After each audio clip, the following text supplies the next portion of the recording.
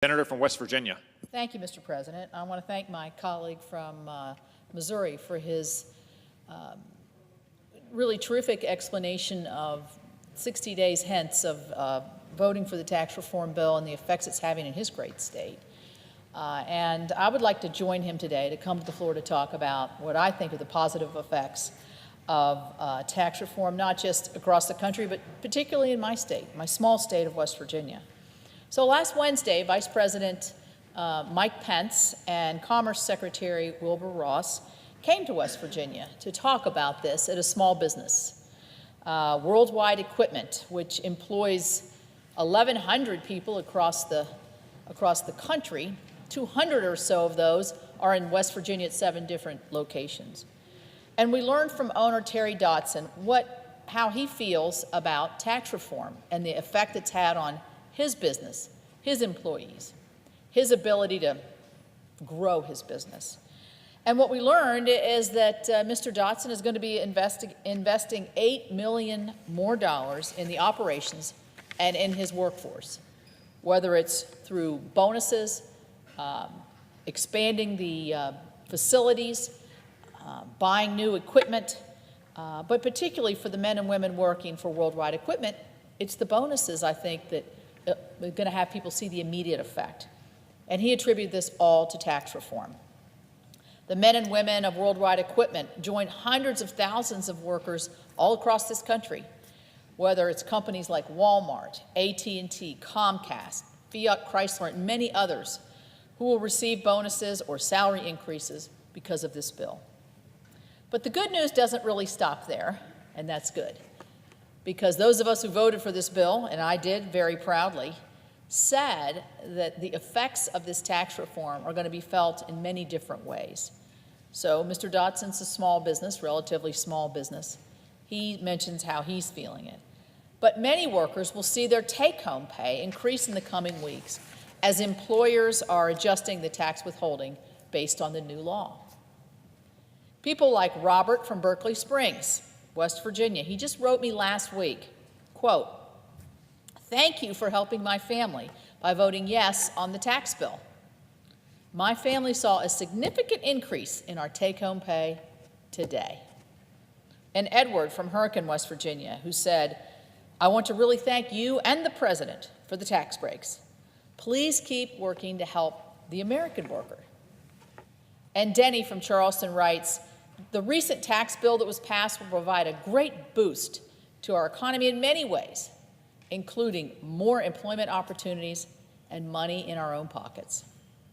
And Robert, who's a small business owner from Huntington, wrote, quote, "I want to thank you for your yes vote on the Tax Cut and Jobs Act. This legislation recognizes the importance of small business. In a state like ours, small businesses are like 95% of the businesses are small businesses, many of them family-owned.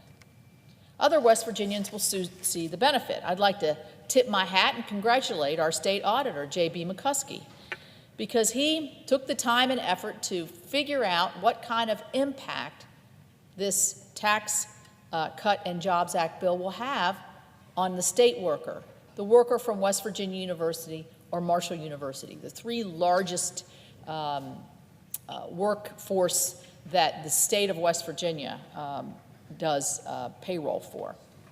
So he announced that in total, all 3 of those entities will have $50 million more in their pockets throughout the year. And an average for a state worker, $1,000 to $1,200 more per year. These are significant amounts of dollars for young families trying to buy new shoes, buy books and school supplies, use the gas to go visit or go on a vacation. I mean, we could go on and on. It seems like on the coldest day, on a wet day like today, is always a day your furnace breaks down. And how nice it would be to not have to borrow or worry or put more credit on your credit card and actually have the cash to be able to do these things.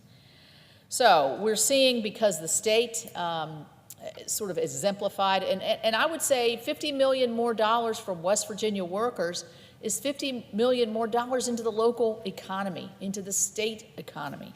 And better yet, people are making their own decisions of how they're going to spend it. Just 2 months after the bill has become law, Americans are already seeing the benefits. The jobs report that was released last Friday showed over 200,000 jobs that were created just in the month of January. And the report showed, and I think this might be even more significant than job growth, is that wage growth is accelerating at the fastest rate in the last 8 years. People talk about stagnated wages and how they haven't had a raise, or how their dollars are going fewer and fewer, less and less distance. By increasing the standard deduction and the child tax credit for middle-class families, we're making life better for the people that we represent.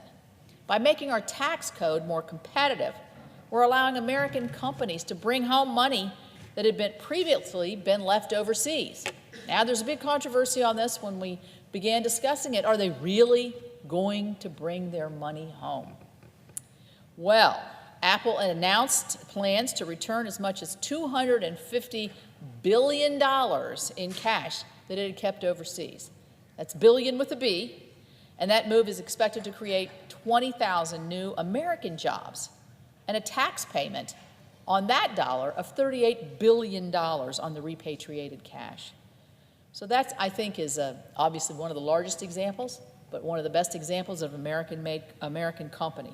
Under our previous outdated tax code, corporations were faced with a 35% tax if they brought their foreign earnings home.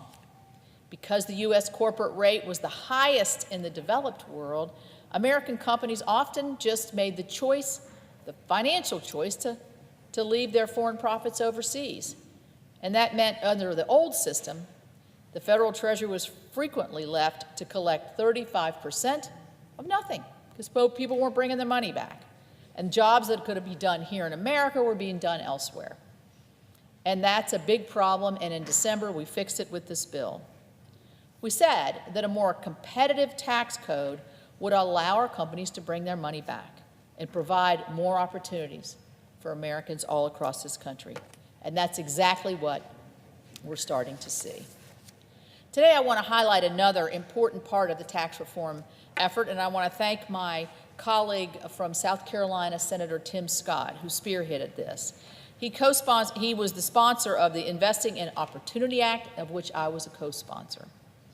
This bill, which became part of the law of the tax reform bill, will help spur growth in economically distressed areas.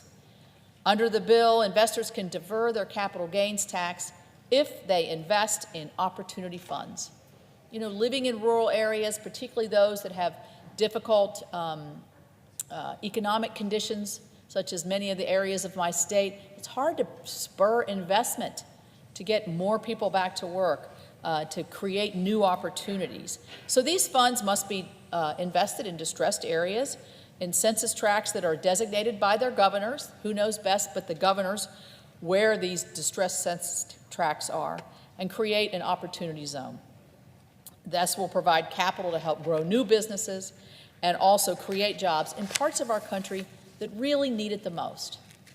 And if those parts rise, the rest of the country will continue to rise. According to the Economic Innovation Group, 1 in 6 Americans live in an economically distressed community. And these distressed areas lost 6% of their jobs between the years 2011 and 2015. The New York Times recently highlighted the benefits of the Investing in Opportunity Act, writing that rural areas account for just 3%, only 3% of the job growth in the years 2010 to 14. And rural communities saw more businesses close than open over the previous time period.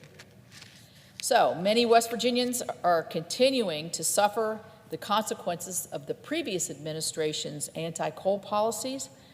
Our economies could use this boost, and this is exactly what tax reform and the Investing in Opportunity Act in particular will provide. Passing tax reform fulfilled a promise that we made to the American people to make jobs and economic growth our top priority. 2 weeks ago, the Senate fulfilled another major promise by passing the longest extension of the Children's Health Insurance Program. In West Virginia, approximately 22,000 children or rely on CHIP for access to their health care.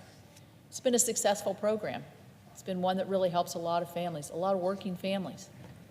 And over the years, it has helped to improve the health of our state's children. These working families deserve the long-term certainty that the CHIP program will be there to provide that access to critical services. And I'm proud that we provided that certainty. I have been a strong supporter of the CHIP program for over 20 years. I was actually on the conference committee in the State House in the late 90s when we forged and implemented the program in our state. And I've been dedicated to it ever since. When I came to the Senate 3 years ago, in my maiden speech, I made long-term funding for the CHIP program one of my main priorities.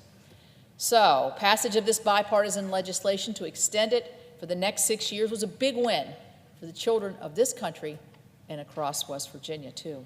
Hard-working Americans are the beneficiaries of both tax reform and the CHIP reauthorization. And I'm confident that the benefits will keep coming. It seems like every day something good is happening in the American economy with businesses and raises and bonuses and lower tax bills. People are beginning to see this on their withholding. So struggling communities in West Virginia welcome this. Cities, suburbs, and rural areas across the country will see greater economic growth, and all because of the tax reform bill, and it's presented to us as that. Many of the companies making announcements are not making these announcements in a vacuum. They are saying very explicitly, because of the tax reform bill that the Congress passed and the President signed, we are able to do these things we've been wanting to do for our employees. Give them a bonus, put more money in their pension, help to give more charitable contributions in the communities that they live, provide more long-term certainty. So have no doubt we will continue to work to add these lists of accomplishments, and I'll probably be here on the Senate floor talking about them. So with that, Mr. President, I would yield the floor.